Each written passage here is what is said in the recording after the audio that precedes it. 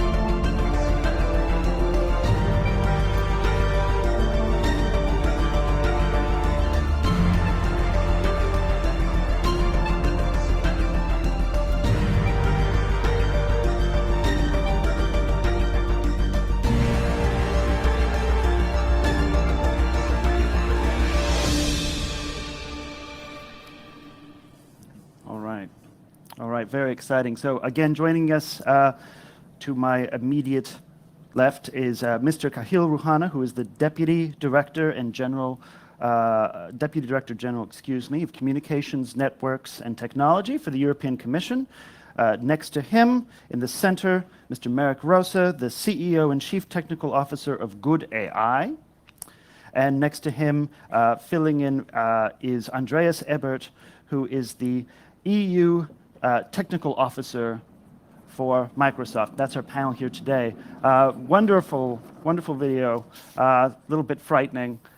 It's a kind of, but that's okay. That's what we're talking about when we talk about artificial intelligence. It's all the wonder and terror of the 21st century. So, quick note, as a matter of framing, the discussion that we're going to be having here today, and I hope it's a boisterous discussion. Please feel free, if you have ideas, to raise your hand, and I'll have a lot of questions, and I envision something of a good free-flowing discussion. But as a matter of framing, who here is familiar with the English origin of the word robot? Raise your hand. Are you Czech? Yes. It's a Czech term. It's originally a play by a wonderful Czech playwright named Karl Čapek, premiered in 1921. And it's the first English use of the word robot. The play is called Rossum's Universal Robots. And what's fascinating about it is that the play actually progresses exactly as almost every narrative about artificial intelligence that we've ever seen. So by the end of Act 1, robots have created enormous wealth for their original creator, who is an inventor named Rossum, a young entrepreneur sort of in the mold of Elon Musk. So they've created fabulous wealth. They've reshaped the global economy. By the end of Act 2, they've caused massive economic disruption and bankruptcy. And by the end of Act 3, they've revolted against humanity and caused the apocalypse. So I bring this up because I think it's a useful way to think about this problem. We invented a fear of robots right after inventing the idea of robots. And artificial intelligence is really the expansion of this same theme, this idea of service, mechanized, displacing first human workers and then humans because we can't control what we created. So as we've seen, this is an idea that continues to capture the attention and the imagination of many captains of industry, many of our great thinkers, including, in the case of Elon Musk, someone who's both heavily invested in the future of artificial intelligence and also has a lot to say about its potential downsides. So let me begin with you, Marek, because you are the head of a startup that seeks to create something called general AI. So I'd like you to tell us a little bit about why on earth you would try to make such a terrifying thing and what that is. So thank you, and First, let me talk about what is general AI and how it differs from narrow AI. So basically, narrow AI is what we have today. It's usually some AI technology used to solve problems in very specific and vertical domains. And it requires researchers and engineers to really fine-tune and design this AI algorithm for the particular problem. On the other side, general AI will bring us, because we don't have it yet, will bring us the possibility to have an AI system that can learn in a similar way as people, can learn gradually, accumulate skills one after another, use learned skills to learn new skills more efficiently, learn how to learn, and therefore making the next learning more efficient. And the reason why I am, and also my colleagues, why we are interested in this is basically that automating the intelligence, we see this as a best way how to solve everything else. You know, so instead of me working on like 100 different things that I would like to work, I would like to first create general AI and then use it to solve all the other things. So it's like a meta solution. Okay. So this is an important distinction because we are surrounded by artificial intelligence all the time. We just don't perceive it as such, but it's definitely guiding aspects of traffic. It certainly guides a lot of transactions, a lot of economic logistics, factory logistics. Within the military space, increasing number of different operations have some narrow AI component. And general AI is kind of the dream. This is where we create a robust intelligence that has the capability that we associate with human intelligence, but that doesn't necessarily mean that it resembles or looks exactly like human intelligence. It's just sort of a parallel intelligence to our own, a thing that we've never actually created but dreamed to. So I'd like to turn to you, Kahil. In thinking about all of this, as somebody from a policy perspective, it's got to look like a lot of downside and unpredictability. What do you see as the potential in the next 5 to 10 years, the great potential upside of artificial intelligence, and what is the great fear or danger to avoid or mitigate? Yeah, thank you, Patrick. Good morning, everyone. So I think artificial intelligence is not new. And we have had, I'll say, peaks of hype around artificial intelligence in the past, starting in the 70s, then the 80s, and those of you familiar with the area would have remembered, you know, these big hopes around artificial intelligence that I would describe in endowing artifacts with more capacity of autonomy. So as Mark explained, learning and gaining skills and be able to act based on the skills. So what is happening now is that I think the technology, mainly computing power and the large amounts of data that we can gather and compute and store, gives that, I'll say that trend of endowing artifacts with more autonomy, more intelligence, gives it a new impulse, and we see it happening indeed. And as Mark said, it is indeed developing on specific applications. There are two big ones that we see today. I mean, if I simplify, what we call the embedded intelligence, or that's the intelligence that we put in articulated physical objects like robots. Mm-hmm. And that is developing with specific solutions for robots to gain more autonomy. And the other area that is developing also is in the area of big data and harnessing knowledge from data that would enable us to improve our decision support systems, our search engines, etc. Mm-hmm. So it's still and that's that area has been developing because of the development of deep learning, and that's, as I said, based on the capacity to handle data and compute with more power.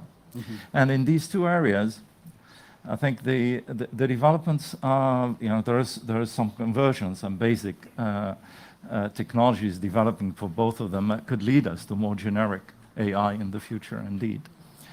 And for both of them, there are opportunities and threats. And I think it's like every technology, you know, if you look at electricity in the 19th century, people would have thought that it's going to be very dangerous, etc. And I'm sure there were articles, not probably as diffused as today, that describe the technology with a lot of fear. And indeed, those fears are always justified, because if you're not able to master the technology, if you're not able to put around it all the framework that would make it safe and used properly by citizens and businesses, it can create big dangers and threats. But I think I have an optimistic view on the way things would develop for both areas. I think the opportunities are huge. The more you know intelligence and smartness into the artifacts, the more things they can do for you. You can improve the safety of the products, and the services that are behind them. You can bring additional comfort. You can bring additional resource efficiency, additional security. For both of these big application areas that are developing, we see it. These are huge opportunities for new business development and for new ways to address our big societal challenges. And we see the big breakthroughs will come in the health area.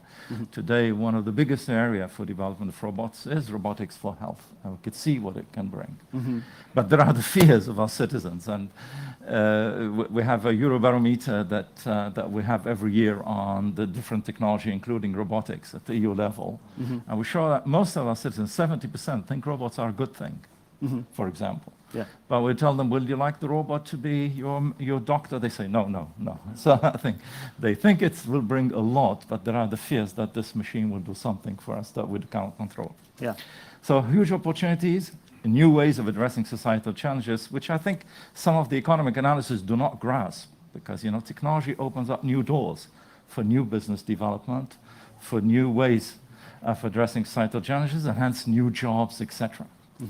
The opportunities are there, and I see the opportunities also on the deep learning and all the generic AI that could develop after, new applications, new services.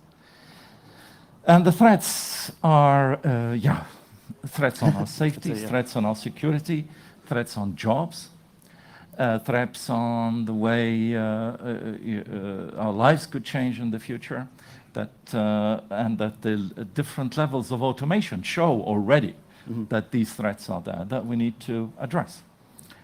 I can go through all the solutions, what you can do, but what we can do. But what I think is that for the 5 to 10 years, to conclude, we can see a lot of new opportunities coming from increased automation or increased autonomy that you can bring into all types of artifacts, and the increased smartness that you could put in our web and on the internet in general. In the 5-10 years, I don't think it is at the level of the hype that we see in the movies yet. I mean, if we look at the technologies, we run in the Commission one of the largest programs worldwide on robotics, and I could see what robots can do at the latest development. Very difficult to grasp. Manipulation is still very rudimentary. Yeah. So when I see some of the movies, I say, well, I mean, it's far from reality. Yeah. It's really far from reality. So 5-10 years, there'll be increased automation, increased autonomy that will bring into our cars, with the autonomous vehicles, of course, that will bring into all these machines. And I think the real challenge for policymaking is to strike the right balance and not to start regulating too early on the threats like liability, like safety, security, all the ethics related to that. Not to regulate too early, to make sure that we let the innovation develop, but at the same time remain vigilant in terms of developing the skills of our workers, because digital transformation will attend, or including with artificial intelligence, will affect the jobs of the future. Make sure that we keep our workforce up to date on skills, and educate our next generation on what are these technologies and what they can do. So we need to remain vigilant on the regulatory part, not to regulate too fast, and at the same time make sure that the opportunities are available for our businesses and our citizens. Right.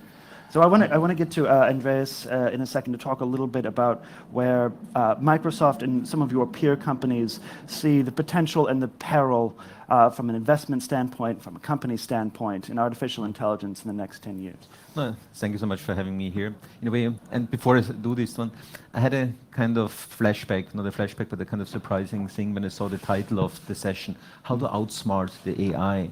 It triggered things like 100 years ago when we talked about innovation called car, how to run faster than a car or to lift more than a forklift kind of stuff. So I do think that the title suggests that we should be better than AI in things AI could do. I would rather flip the argument around and would say, how can we develop intelligent technologies to support and enhance human ingenuity, in a way, which is the positive, the glass half full kind of perspective on this one. So kind of, let's say, initial observation when I saw the title of our session in a way. So I do think there's a huge opportunity, agreeing, I think, with both panelists over here as well. I want to just reiterate how fundamental the kind of transformation is. For the last 50 years, we spent, as industry, as society, most of the time to understand computers. And what's happening in the last couple of years, and Khalil mentioned that AI had been around since the 56. I think the famous Dartmouth conference 56 was the kickstart officially of this one. But it's only the last couple of years that a couple of factors came together, leapfrogging many of the kind of developments, and machine learning being one part of AI, only really kick-started 7 years ago. And in 7 years, everybody of us has experienced, let's say, this kind of enhancing your own kind of, let's say, experience with technology, be it routing on maps, be it translation of services, voice interaction with your devices, which wouldn't be possible with many forms of narrow AI. I fully agree that the overall objective long-term might be more the generic learning capability, but it is really very, very short from a societal perspective. The technology really spread out to everybody's individual lives in this way.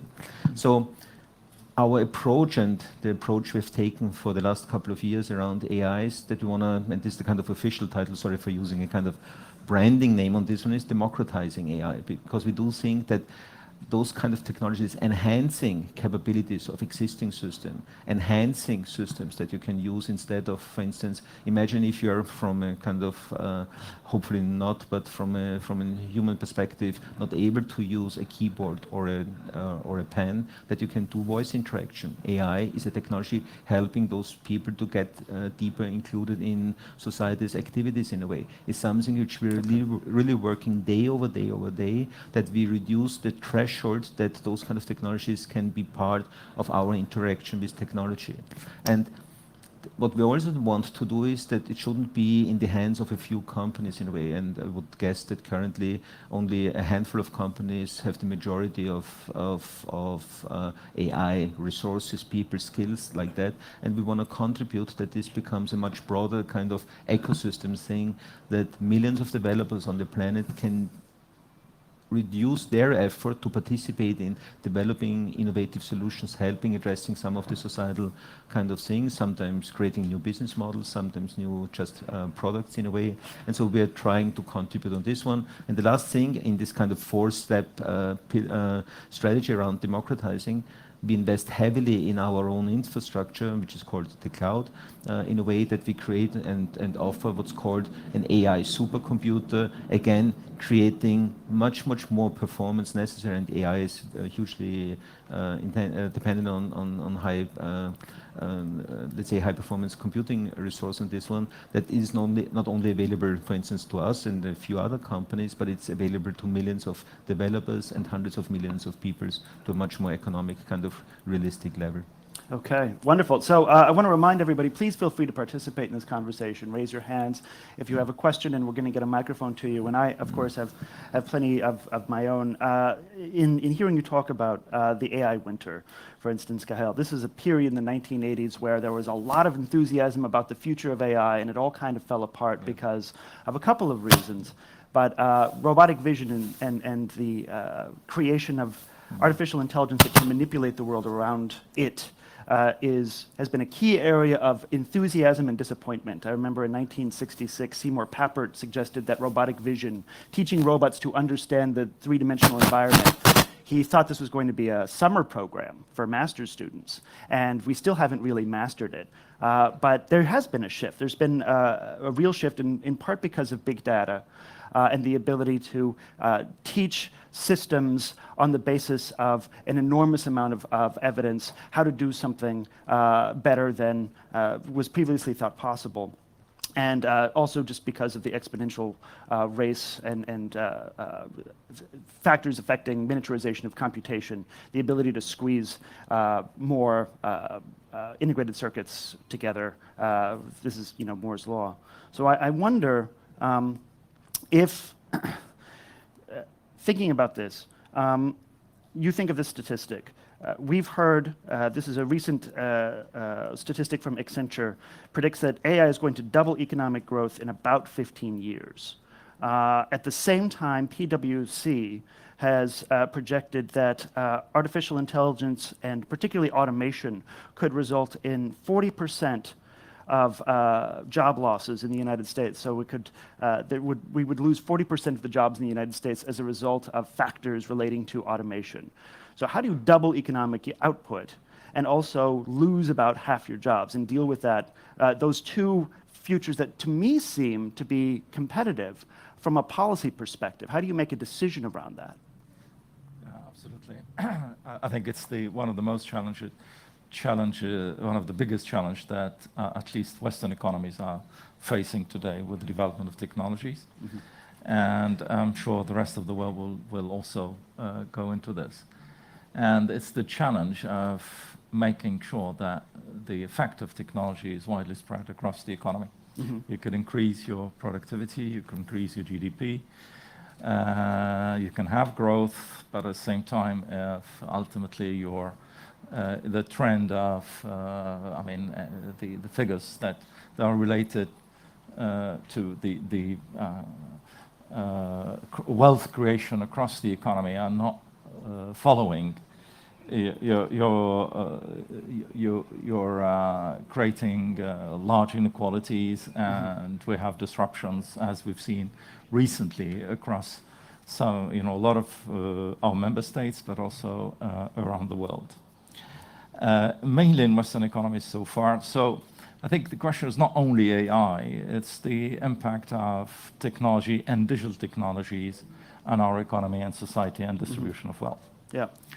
That's the issue that we're facing. I think the solution is probably what Andreas started saying, is making sure that digital technologies and automation and artificial intelligence are widely spread so that every business, every company in any sector of the economy can make benefit out of it to innovate in its products, to innovate in its processes, to improve its processes, to innovate in its business models, and to make sure that these benefits are spread all across the economy and society. And for Europe, this is one of our main targets. Okay. Just to say that's I think one way to address that issue. It's not only AI, automation is part of it. So all levels of automation will bring in a transformation to our jobs, transformation to our businesses, etc. Making sure that first. Second, I think what's important is that make sure that our citizens have the necessary education, the necessary skills to be able to cope with digital transformation. That's a very important challenge for all economies today. Okay. And I think it's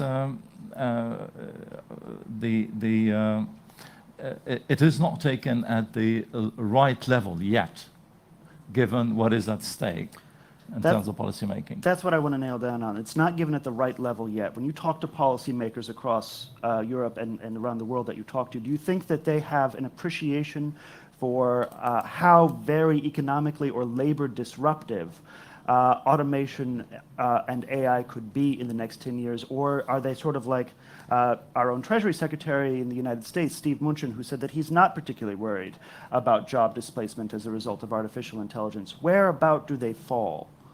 I think it's not as bleak as some might, or some reports might show today. I think we have very good examples of economies that, including within the EU, that have been able to cope with the digital transformation of their industry, digital transformation of the service sector. If you look, just an observation, If I take the EU member states, today, those that have invested the most in robotization and automation and the transformation of their economy are those that have the lowest unemployment rate. Germany is one of the highest robotized nation worldwide, where the number of robots per capita is the highest in the Union and one of the highest worldwide. Yeah.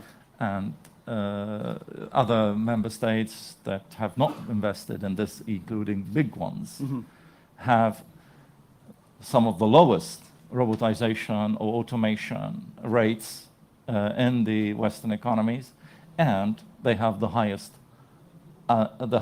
unemployment rate. So I think there is an observation that we do. So it is manageable. This is what I want to see. It is manageable if you develop the right ecosystems, if you train your workforce, if you adapt your workforce, and if it's done collectively between unions, between social society, and between all actors across society and the public administration and businesses, it can work. Okay, if you've got a question, a comment, again, please feel free to raise your hand. We've got one. All right.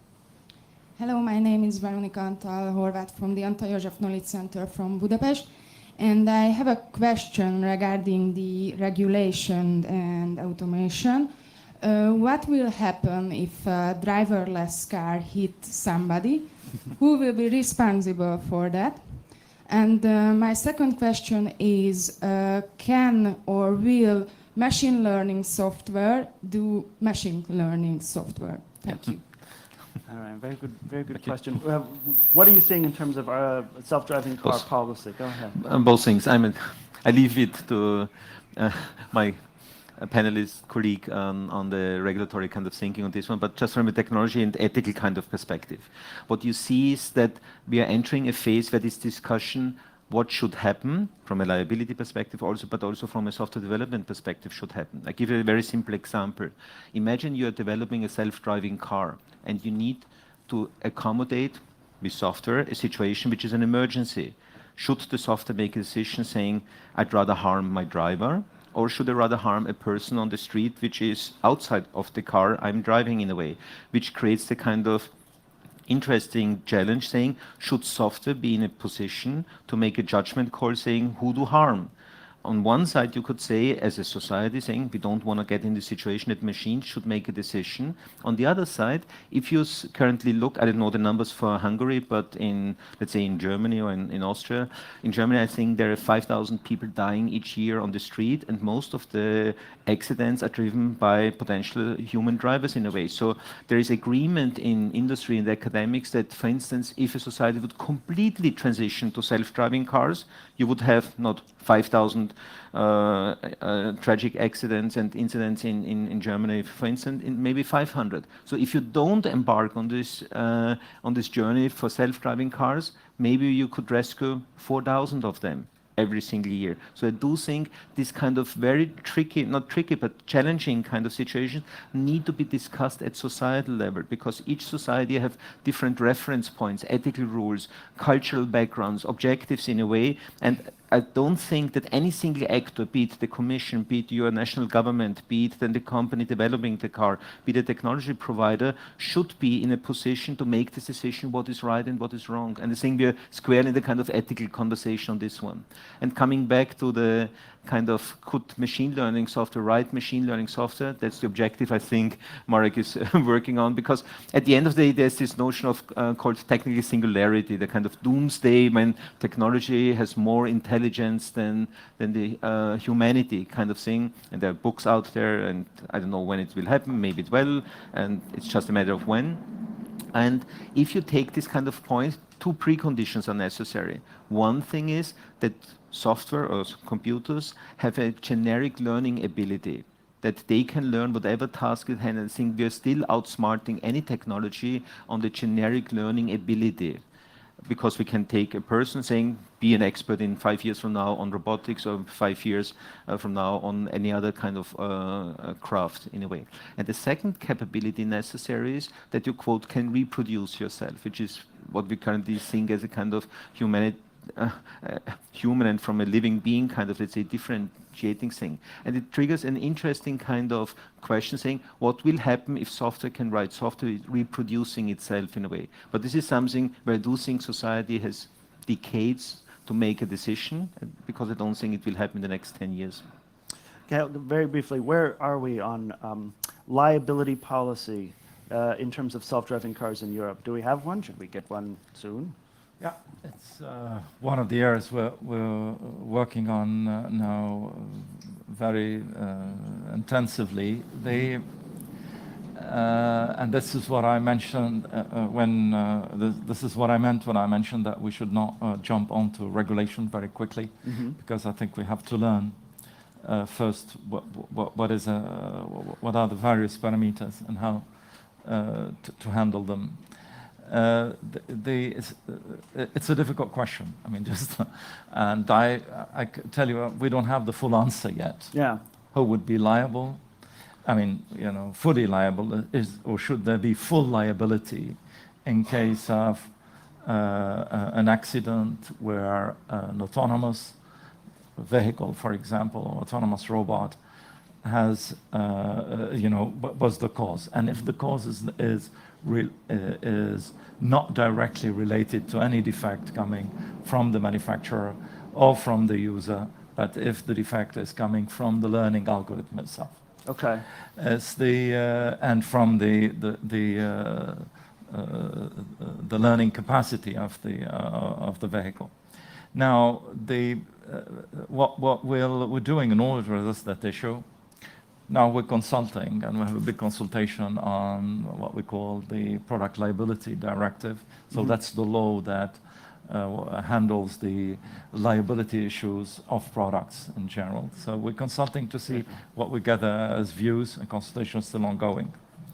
We're also looking at testing and experimentation, and we issued a strategy on data in general, how to exploit data, including for machine learning. And within that, we engaged into testing, large-scale testing and experimentation around autonomous vehicle.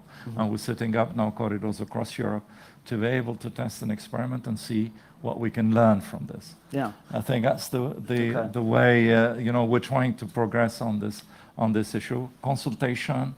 We're trying to test and experiment. The corridor should be running throughout 2018, hopefully.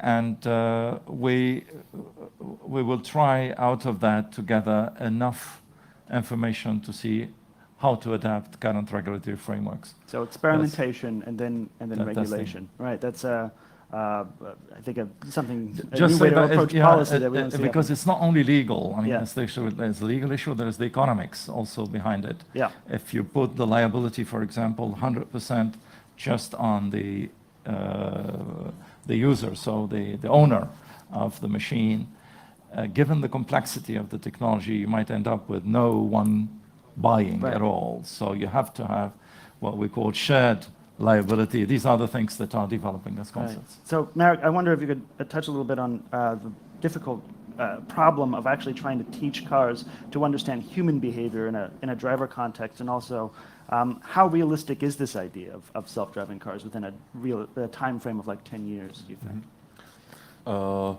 So I've been quite surprised by the success in this field and how machine learning, what kind of problems it was able to solve. On the other side, there are still some last mile problems in self-driving. So even if your car can drive you through highway and maybe in cities when there is not complicated situation, but then it fails in certain situations, and you will not want to rely on the car, so it fails in some situations, or you will have to take the steering wheel and finish it yourself. So the thing is that there may be too many complex situations that the current deep learning will not be able to solve, without some another technological breakthroughs. But on the other side, I may be surprised because like basically every month I'm surprised by what people are able to achieve or accomplish with deep learning. So it's possible that without some new technology, better technology than deep learning will not be able to do this, but also it's possible that due to sheer amount of data, examples and humans, smart humans designing these self-driving algorithms will be able to get even to these last mile problems. And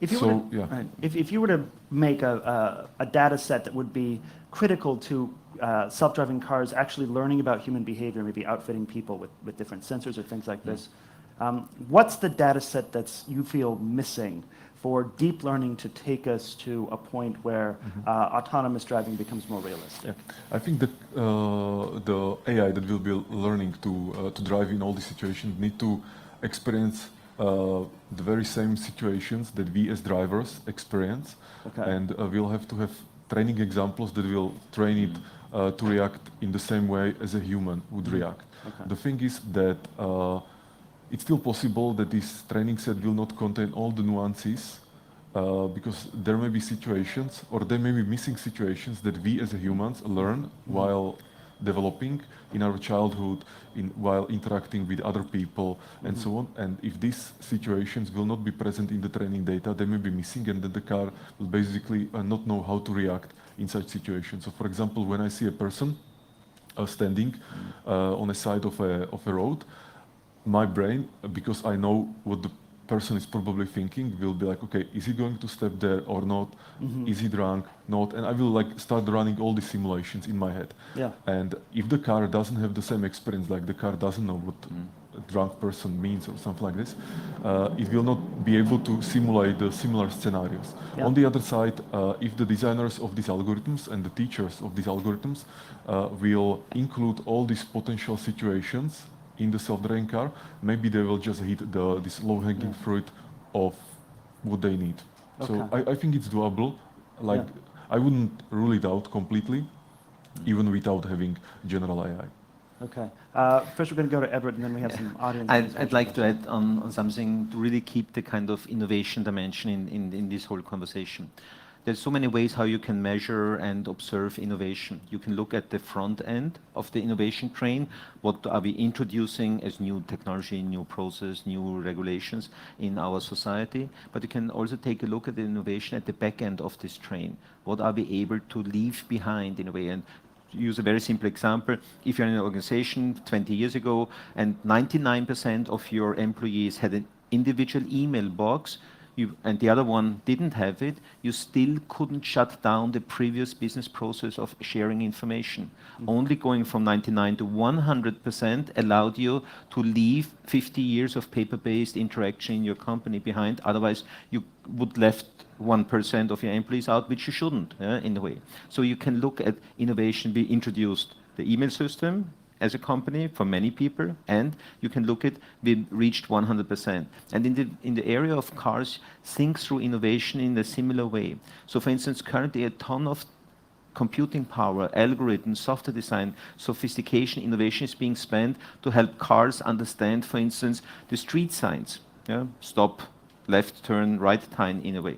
Imagine a world where human drivers aren't part of the equation anymore. We don't need street signs anymore.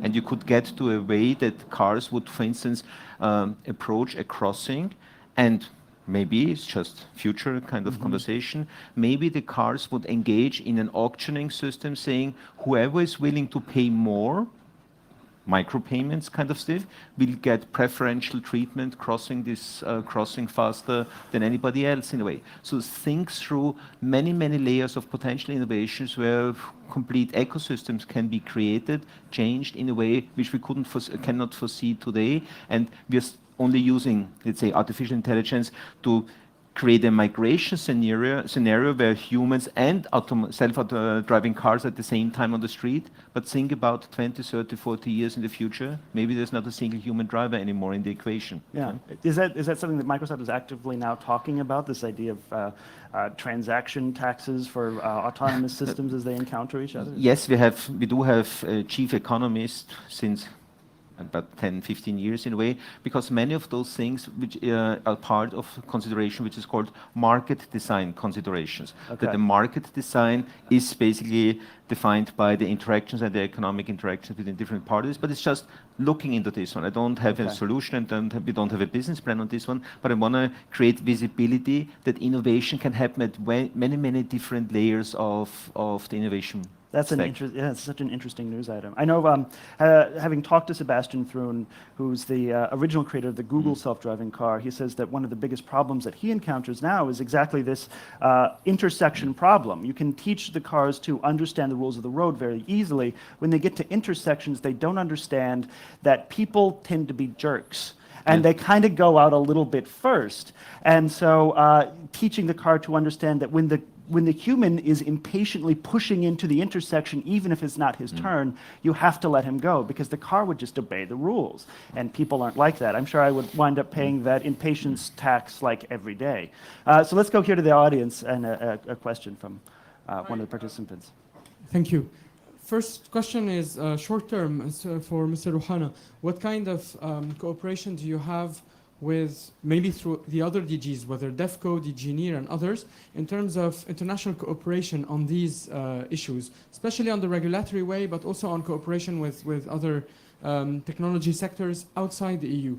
Because my fear, while I totally understand and support the idea of not over-regulating too fast, is to reach a situation where, because of the weakness of the judiciary system, legislative systems in neighboring countries, you'll create a system where in the EU or elsewhere you have ethical considerations, liability considerations, whereas it's a complete jungle outside, where innovators do exist and operate. So it would create a system that is really difficult. That's why judiciary systems need to be ready, need to be informed early on. And a more general question, similar to the one that the colleague earlier asked, what about the implications on politics, on elections, understanding people's behavior and who decides what on elections, and so its implication on social contracts and democracy in general? Okay, so briefly, large policy frameworks for thinking through some of these issues, and then is AI going to affect our elections in unpredictable ways? We'll open that second one up to everybody, I think. Yeah, on the international cooperation on the legal ethical issues regarding artificial intelligence is on radar 100%. Today we have dialogues related to the digital transformation of the economy and society that we have with all our trading partners, US, Japan, China, Korea, and we have it also part of our all neighboring policies. To mention that, you know, these issues are new, and we started introducing them in our dialogues, I'd say in 2016 and now 2017. And even inside the institutions, EU institutions, or in the member states with whom we have dialogue all the time on these issues. I think the awareness of the importance of these issues was really started really in 2016, 17. So these are new and they are on our radar, but it's a very good point indeed. Very, very good point indeed. As you see, this is why we're not, you know, jumping on regulation, because we want to make sure that we get a better understanding of its implication inside the EU and on our trading with our and our relations with the rest of the world. Yeah. So moving on to the second part, this question of artificial intelligence and its effect on micro-targeting of political advertisement, I think, is basically how you reduce that. Is this something that is a realistic concern? Is it over something that we shouldn't worry about? I think we should, but before I start addressing this one, I want to come back to your first question around the kind of regulatory, or let's say, the competition between countries, let's call it this way, because coming back to the original question around there's so much opportunity, productivity increase has been mentioned by the moderator, by Patrick, and on the other side there will be job losses. Let me just turn the wheel of time 100 years back. In my country, I'm from Austria, I don't know the numbers for other countries, but I would assume they're similar. 50% of the population worked in agriculture. Today it's 0.7%. And we don't have 49.3% unemployment rate. So we had an opportunity, and we had as society a strategy to transition from a previous job model, agriculture, to service industry and all these kind of things. But the thing is that it happened over a course of 100 years. And what's happening these days is that given the kind of economic models and the progress we have with digital technologies, we need to consider similar kind of dependencies, that on one side opportunity is created, on the other side there will be some side effects on this one.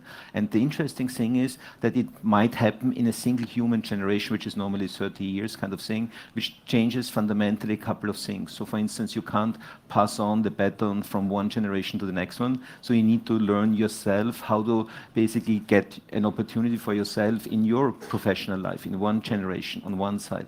And what the second thing is, that countries and societies make different choices. Some societies potentially scared by the new development, and by the way, the University of California, Berkeley Bree Institute is looking since many, many years how technology is changing over the last 200 years, societal kind of cohesion. Professor John Zeisman, in case you want to look it up. And so whenever there is a kind of new development, society make a choice saying, we don't want to embark too fast on this one, which is a rightful choice if a society is making this kind of choice. But maybe the neighboring society is making a different choice, saying we want to embark it as fast as possible. And then you see that potentially competition between those two societies on welfare, on progress, on safety, on whatever kind of social cohesion they're interested in, gets to a point of tension because this society is developing faster than the other one, and then potentially there is a rebalancing activity. And I do think similar things will happen in the adoption of AI as well, that we need to have this conversation. Don't get me wrong, we need to have the ethical conversation about how is the proper balance between the benefits and the drawbacks on this one. But I do expect that different regions, different countries will come to different conclusions. Should we rather slow down the transition, or should we go full speed ahead? And this is a societal conversation, not an individual company conversation. All right. Briefly, because I want to make sure there's lots of time for audience questions, can you touch on this question of the applications of artificial intelligence for changing and influencing public perception, either politically or in other areas? Is this... Absolutely. You are spot on this one, and I don't think that any individual or any individual company can provide a solution. But there's a ton of suggested steps going forward. So for instance, we created a partnership called Partnership on AI, and by the way, it's open for new members in a way, so just look it up, Partnership on AI, where large companies started to create a platform for having exactly this conversation. And I give a couple of examples about the dimension you just mentioned from a democratic perspective. How should we address bias in data, bias in algorithms, but even bias in society?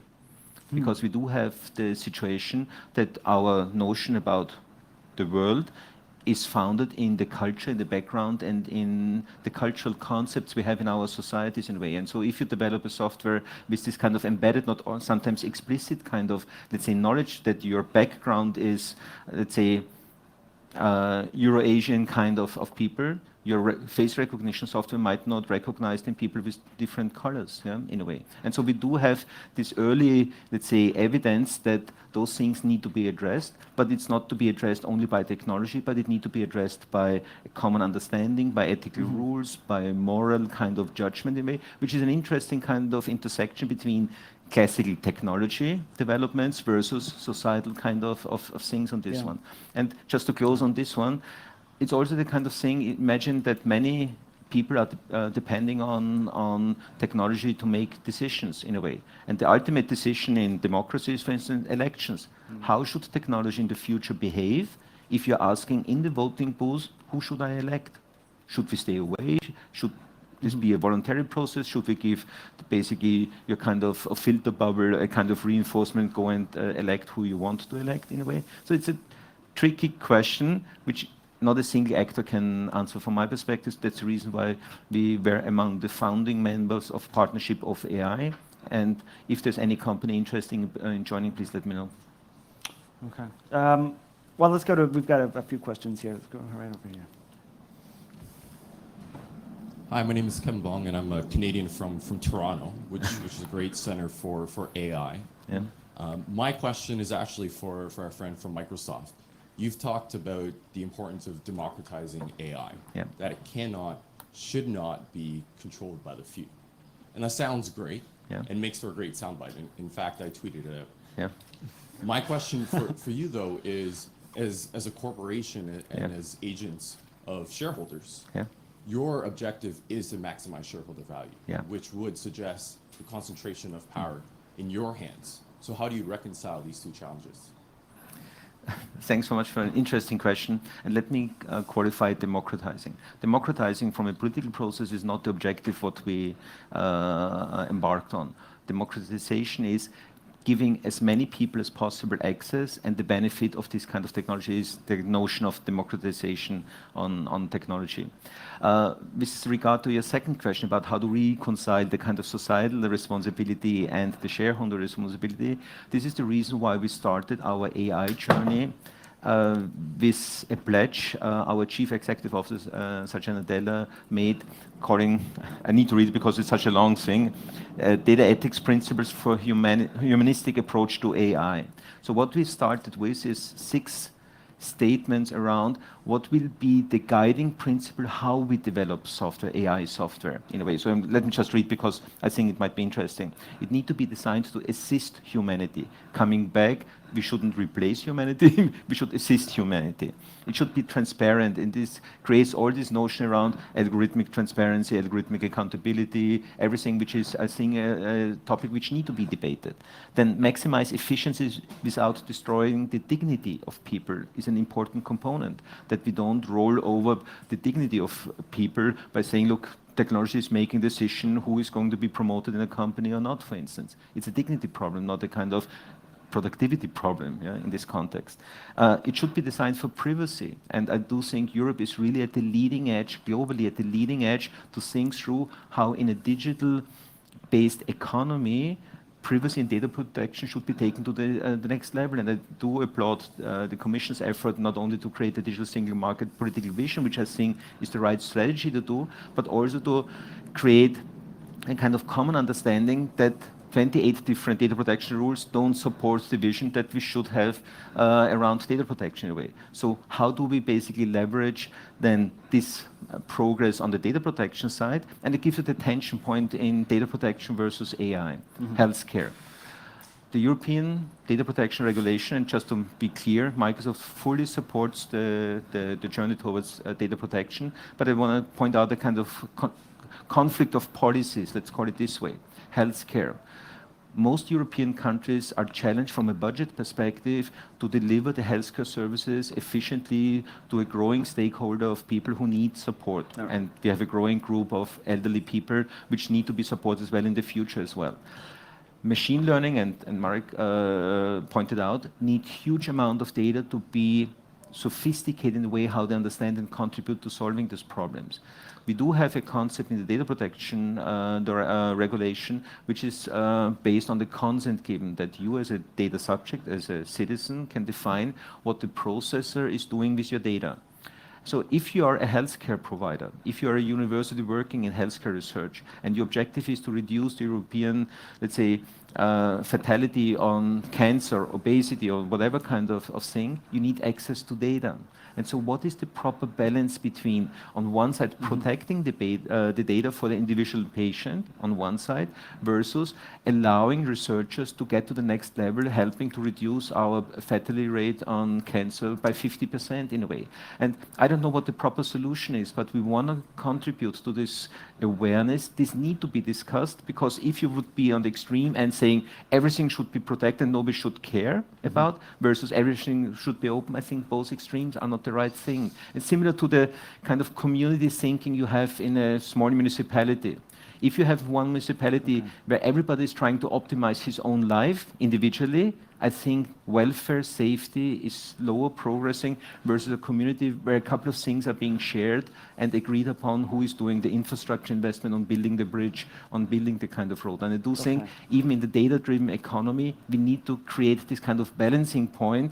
What should be shared? under which condition, how protected, but it should create opportunity. Well, and I think this question of democracy and democratizing technology is really core to the question of what happens with AI in the future. And it's this question of Rossum, right? Like the individual entrepreneur makes a pile of money and everyone else uses the service, but the means of production aren't shared, and so the wealth is concentrated. There's another very good sort of fictional recreation of that. It's called Player Piano by Kurt Vonnegut, where he envisions a single corporation that has like 300 employees that provides robotic services to the entire world. It's a great book. He originally wrote it about IPM, and it's this question of market capitalization per employee in a software company versus output. So, you know, Microsoft has, right, at the time he wrote it, IBM was making about $300,000 per employee. Today, Microsoft makes about $700,000 per employee, and Google makes over $1 million per employee. So, to Marek, as you know, the young Rossum is you know, the voice of AI entrepreneurs of the future. How do you approach this question of sharing potentially enormous wealth from future AI breakthroughs? And for instance, are you a fan of the idea of universal basic income? What should we be paying attention to policy-wise, distribution-wise? What should we avoid? Yeah, I think it's a good question. So regarding the universal basic income, I think it's a maybe it's not the best answer to this problem, but at least it's helping to ask the right question, you know, like how to help people in the future, decades, when the automation will basically take all the jobs, because the robots or AI will be able to do everything better than people and cheaper, faster. And I think the economy will just not let us do anything else than let the robots do the work, even the creative work. And so in this situation, I think something like maybe not exactly universal basic income, but some kind of altruism with the other people will come in hand. Of course, there still will be people exchanging some work between each other and exchanging the value and so on, but maybe a majority of the people will not need to work, because the robots or the AI will be able to provide all the value for us, you know. So it will be like robots producing all these things and people just using it. I think it's not as simple as I just said. Like, of course, it will be a little bit more complex. And regarding the sharing of this, like if one group of people will have the robots will be the first. In the literature, it's called a singleton. You know, like you will have the first strongest AI, and then there are different scenarios possible, because the AI or the people who control it can really start making sure that there will not be the other AIs. You know, that's one risk. Another risk is that there will be some internal conflict even in this group, you know, which can go in a wrong way. There can be a problem with value alignment, so the AI will not have its values aligned even with its creators. This can be a problem.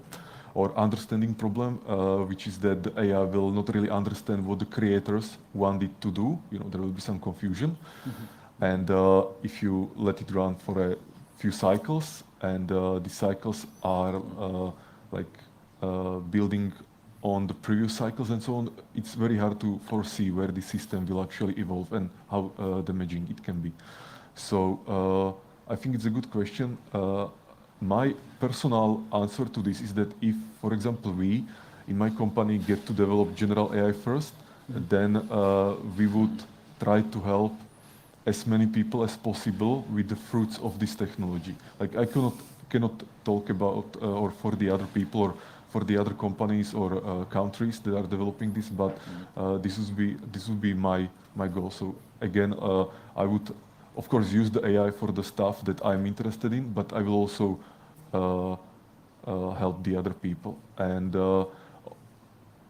but like people may not believe me or trust me, like that's all possible. So I think it's also very interesting to start investigating these, let's call it like game theoretical scenarios, you know, where there are different actors, they are at different level of progress, different level of trust between each other and so on. And at this moment, I don't have a clear answer how to make sure that we can safely go through all these stages. Yeah. And I don't know no one who has the right answer. The people that are interested in AI safety and these AI futures and stuff, they're still looking for the right ways how to mitigate these risks. Well, I think it's a bit of a jungle right now, really, because what we're talking about is a lot of potential wealth concentrated in the hands of very few people, and at some point there might be a bit of a conflict internally about democratizing services, as you say, in a way that's broadly beneficial to humanity, that perhaps eats into the bottom line. Right now, that's made it sort of a company by company, entrepreneur by entrepreneur level, absent of any larger legislation or tax agenda. And in the future, this might change. But let's go to the audience for another round of questions. You've been very patient right here. Yes. And as a reward, can I have 2 questions? Well, if we have Okay. time, All right. perhaps. Okay. My name is Andrea Cox, Digital Intelligence Slovakia. Policy making. 130 years ago, there were cars that were only used by very few. Nowadays, we have education for even kids in primary schools, even kindergarten, about traffic rules. Right. How do we join all the discussion that we are now having with the education? Because we all know that digital skills should be also accompanied by digital literacy skills. Mm-hmm. So is there a push? Thank you. And the second one is the moment we mention software, nowadays we think about cyber attacks. So, for example, do you use white hats? Also thinking about, testing who is going to hack a self-driving car? Thank you. Yes, very good questions. How do we educate the youth of the future for a future dominated by artificial intelligence? I just allow me just to comment on the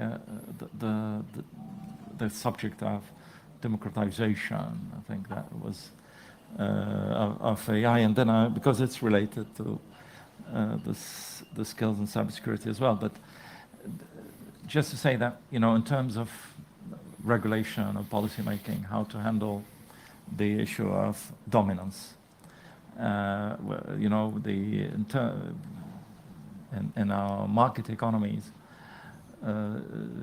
have market dominance is not the issue, is the abuse of your dominant position to stifle competition. And we have in the EU one of the most efficient competition policy has shown with time. And there are means to block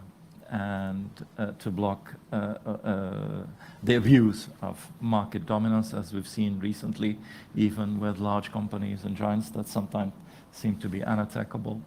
And I think the first thing we're looking at as a policy making is to make sure that we're still with our competition mechanism, competition rules and the mechanisms that are behind them, we can cope with the fast development of technology. And I think it needs some adaptation to make sure that we can expose first, using competition rule, avoid the blocking of innovation, because that's the key issue. In order not to have to have innovation, value creation, and the happy few, you need to make sure that the innovation is possible for the widest fighters range. That's very important for us. Now, we can't do it exposed. You could do it ex ante, and this is, the things we're looking at. So try to find means ex ante, because you cannot go, it goes very fast to expose. You could do it ex ante in terms of policy making, in terms of rules, as we've done in the telecom market. We're currently looking at data and see whether for data, because that's the issue ultimately, for the question from our colleagues from Toronto. It's the issue of access to data and what you could do with data. And we're looking at data, whether we need to legislate ex ante, and in the coming year, we will be coming with proposals, whether we need to legislate ex ante on the access to data and on other things that are related to the tools for data or not. Now, that's one way of ensuring in a market economy that you're not killing innovation or concentration, the value of innovation, until the happy few. That's in case there is an abuse of market dominance. That's one thing we're really following very, very carefully, and I think this is one of our strategy for digital single market, as Andreas mentioned, and it's a big challenge, but in the EU we're working on it. I think on educational skills, you're totally right. It is the key issue. What we've done since this, since 3 years now, we have created a sort of coalition between industry and the member states around the digital skills and how they could be brought in at the earliest level, and how can they be also part of the lifelong learning across the EU. And it's something now that we see it in all member states with reflection how to introduce digital skills as quickly as possible. But it's not only public sector, it's also something that the private sector is helping doing. I think we will see changes in the coming year or two on educational systems across the EU. And I've seen it from the plans that the member states are having now to update our educational systems. And we see digital skills now as part of all lifelong learning schemes across the EU. I think it's very important and will continue with us. The problem is that digital skills were introduced as gadgets and I would say, additions, add-in into education at the beginning and in the last 10 years and with very bad experiences. Digital skills will have to be taught in the future as you teach mathematics, physics, or languages. They have to be part of our numerical curriculum. And why not? So I think, and that's coming. Yeah, that's coming. I want to ask that same thing of Marek, because I have a sense of what digital skills is, but I'm not sure we're teaching the right digital skills. When I was a kid, my digital skill class was typing. Like you learned how to type. It was like kind of a crazy thing. The idea of teaching a kid now Pascal or even a very particular programming language, even if it's Python, seems like you might be sacrificing creativity to focus on one particular method of approaching technology that's going to be obsolete in 5 years because of accelerations in technology. So, Marek, to your mind, what are the most important digital skills to teach kids at a level that where they might be able to do something with them? So maybe instead of focusing on some really very specific and let's call it like narrow digital skills, I would focus on the general skills. So just like with this general AI that we are building, we are kind of avoiding the narrow approach because every narrow domain that you master will become obsolete very shortly. Like that's the world we are going to live in, and we are already in this world, and it will be just accelerating. So. What is more efficient is to be expert at this field, or to be an expert, how to become an expert in any field that I may need in the future. Or to put it another way, it's like learn how to learn or learn to learn, these meta skills. And I think they are more important than knowing Pascal or DOS or Windows or something like this, because like this day is one thing, another day it will be different thing.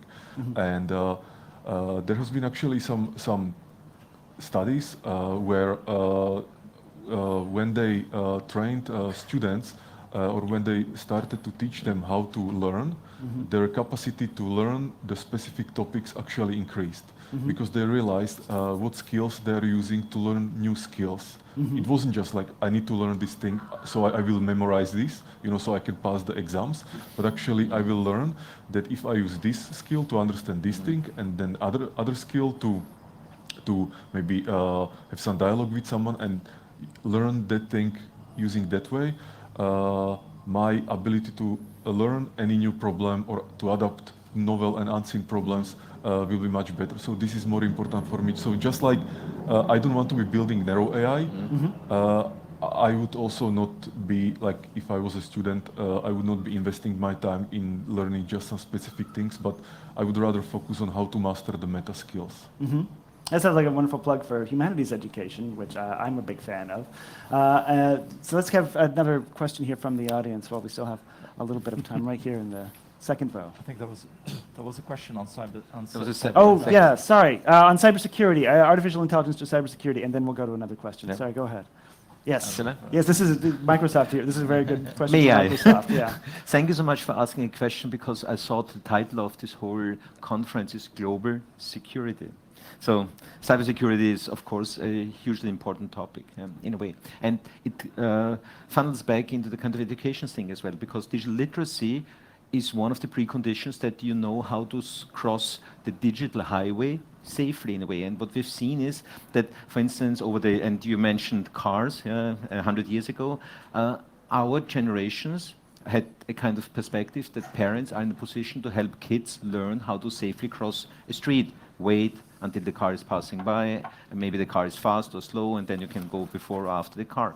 What we experience is a one generation kind of gap, that the parental generation is not experienced in personal kind of experiences how to cross digitally safe the digital highway safely in a way. So I do think that when our kids are parents, this kind of gap is closing down. It might not go away, but they have an embedded knowledge how not to click on a suspicious mail, on an attachment, all these kind of things which currently parents are rather clicking, and the kids are saying, Dad, don't do that, kind of thing. So I do think that we have a kind of unique period in time, and we are embarking on a journey where the next generation have better embedded skills, recognizing potential suspicious mails, for instance, in an example. Coming back to the cybersecurity one, it's a global problem.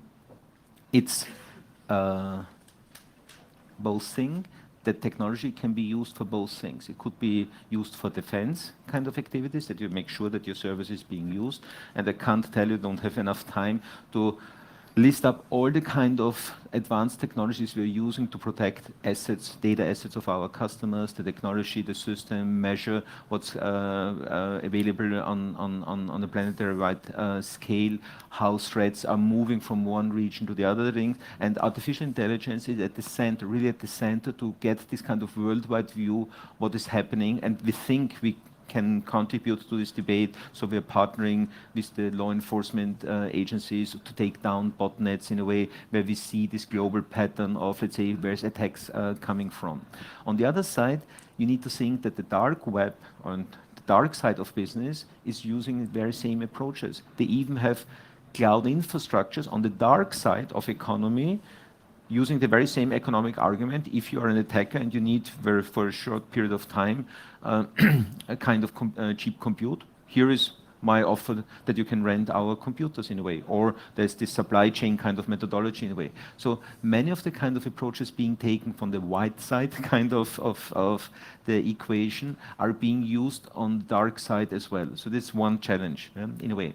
But if you are making this kind of assumption, what is good, what is not good, it's also a kind of ethical, moral question. Who is the judge? What is good? What is not good? Because on one side, maybe in one law, in one jurisdiction, some activities are being considered, and especially in cyber attacks, because sometimes they're calling it in one country forward defense activities, which are considered attacks by other legal systems in a way. So I do think that a couple of things potentially could happen over a period of years.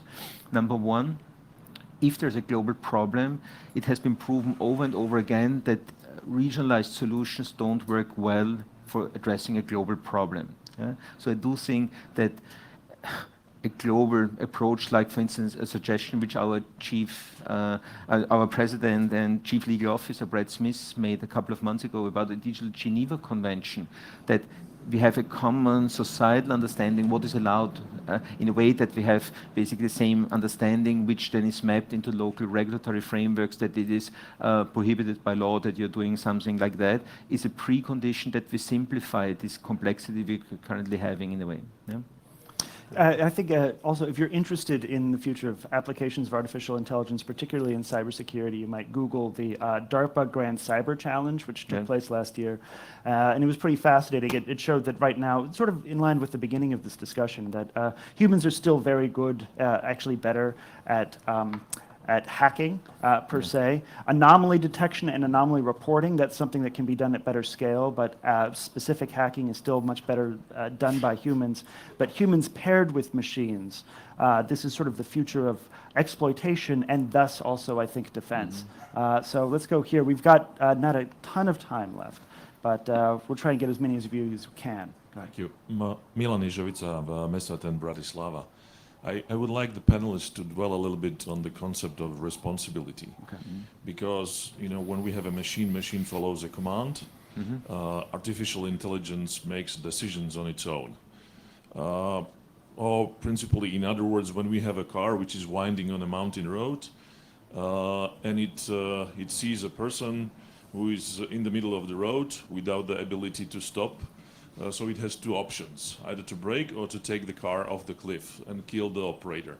And there, you know, we have different notions of responsibility. It could be either the software producer who has programmed the car, it could be the producer of the car, or it could be the operator who has consented to use the car which was programmed in a specific way. But it's still a machine because it was programmed and followed an algorithm.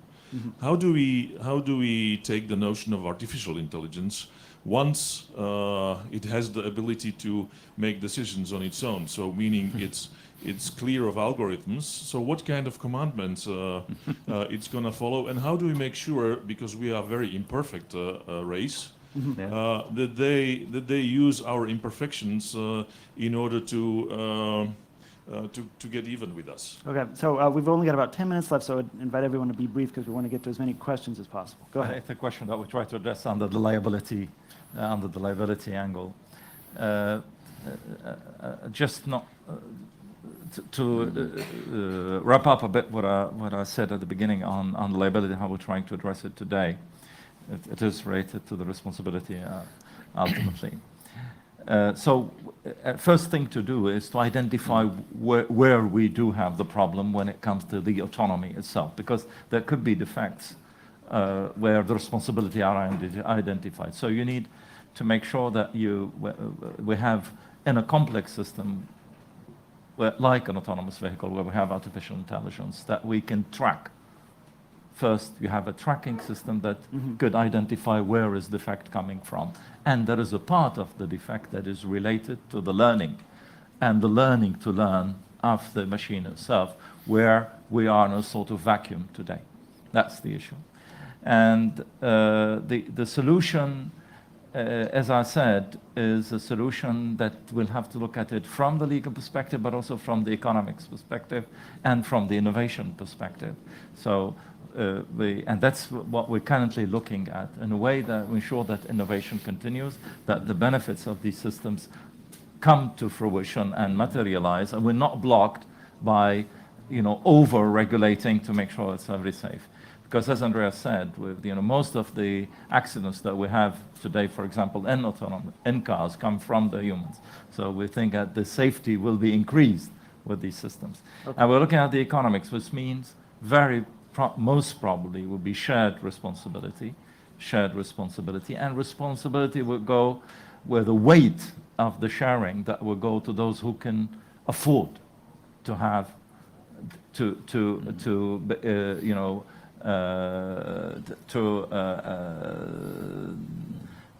take that responsibility, who can afford to take that responsibility in a way that makes the solution economically viable. Okay. I mean, I think that's the way we're addressing the situation today. Okay. Very quickly, Ebert and Barrick, go ahead. Please go ahead. Thank you. Yeah. So I will talk about this from a little bit technological perspective. So basically, when you have a system and you either programmed or trained the system, this system basically is a set of some policies or behaviors or actions or strategies. Like this is what the system is, and it's modeling. And if it is a neural network or something else, it's just a detail, in my opinion. But what basically you have is a set of skills, set of behaviors, set of policies. And so if the manufacturer of a self-driving car programs a car, then trains the car, and the car has a fixed set of skills, so it will not adapt, it will not change this set of skills after it leaves the factory, then I think the responsibility is up to the manufacturer.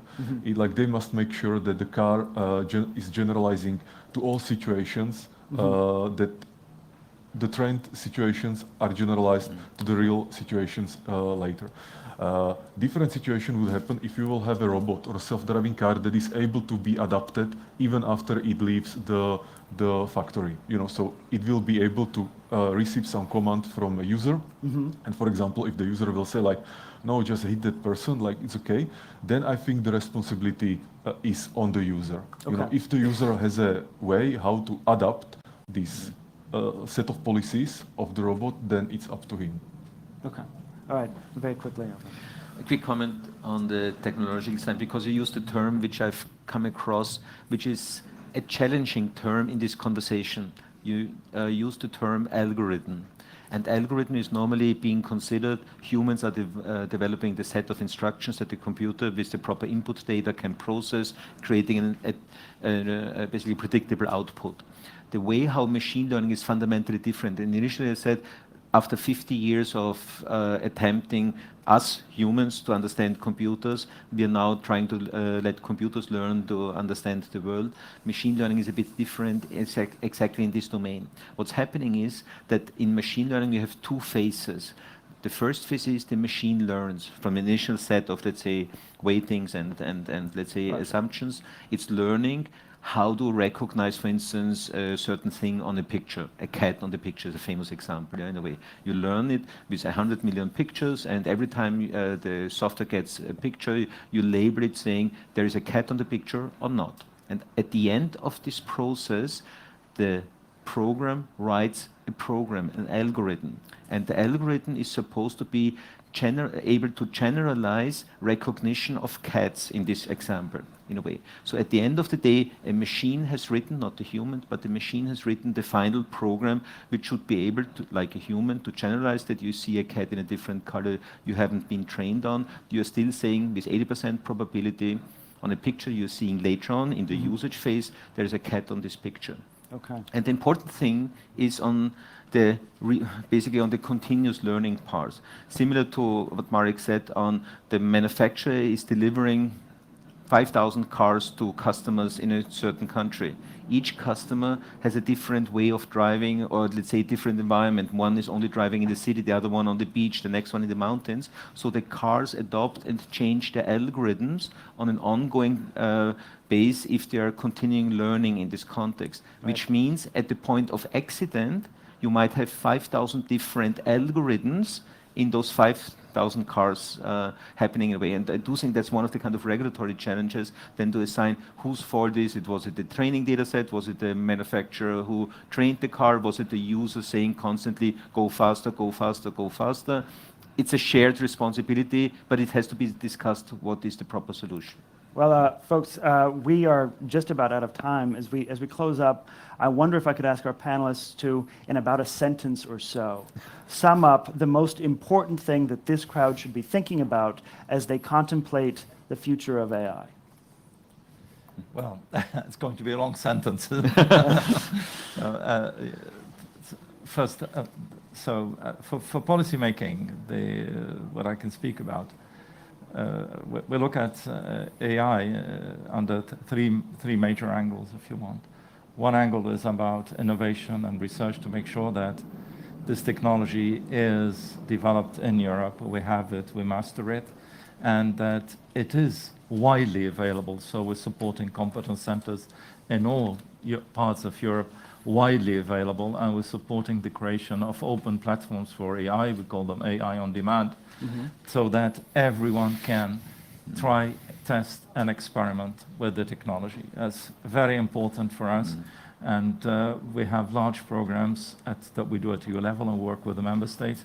And in partnership with industry, we have a big partnership on robotics with industry with close to 2.1 billion euros of investment in 7 years. So it is very important. That's one thing. Okay. Research innovation. Second angle we're looking at is on the regulatory part. And regulatory part, we have four very important areas. Liability is indeed, and responsibility is very important. Second, data and availability of data, which is a big source of AI.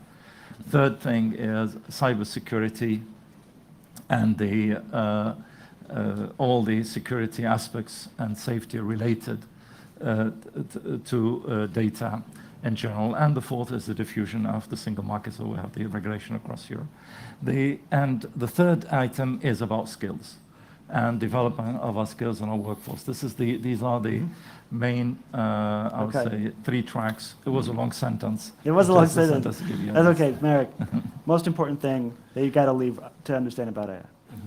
I think just to expect the unexpected, or like to embrace that there will be surprises coming from AI in coming years, and even surprises that are really hard to anticipate. Okay, and Andreas. Quick comment. We see it as an opportunity, and with it comes huge responsibility, not only for us as a company, but I do think for us as a society to find the proper framework and the boundaries what can be used in a way. I've mentioned the partnership on AI, so whoever feels interested to participate, please let me know. And the last thing is I do want to reinforce it's a European topic, and it's for a very particular reason from my perspective a European topic, and I hope that the Commission is continuing shaping the kind of conversation, because we talked about the bigger the data is, the better the machines can learn. And imagine if we have 28, maybe in the future 27 European countries with smaller data sets, AI can't contribute as much to the developments in the individual countries, because the fragmentation would reduce significantly the ability of machines to learn in a way. So the scale effects and the network effects to have a kind of common single market spirit kind of approach across Europe is fundamental if Europe want to maintain a competitive edge globally. Thank you. Okay, well, folks, so right now we'd like to invite you to the next session. Starts here on intelligence reform. It starts in this space, the Danube space, after coffee break at about 11 o'clock, which is 11 o'clock sharp, I'm told. Refreshments served in the hotel ground floor. Please join me in thanking our panelists for this discussion. We really appreciate it. Thank you so much. All right, that's it.